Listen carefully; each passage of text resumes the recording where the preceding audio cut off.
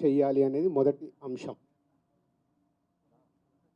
So దానికి తెలుగు సినిమాకి ఇంత గవర్నమెంట్ తరపున మాకు రెస్పెక్ట్ రావడము, తెలుగు సినిమాని ప్రపంచవ్యాప్తంగా గ్రో చేయటానికి, డెవలప్ చేయటానికి ఇండస్ట్రీ గవర్నమెంట్ కలిసి పనిచేయబోతున్నాయి. రెండవది హైదరాబాద్. ఈరోజు మనకు తెలుసు, హైదరాబాద్లో మన తెలుగు సినిమాలే కాకుండా అటు బాలీవుడ్ నుంచి కానీ, ఇటు తమిళ్ సినిమాలు, అటు కన్నడ సినిమాలు, అదర్ లాంగ్వేజ్, కేరళ, అన్ని షూటింగ్ జరుగుతున్నాయి.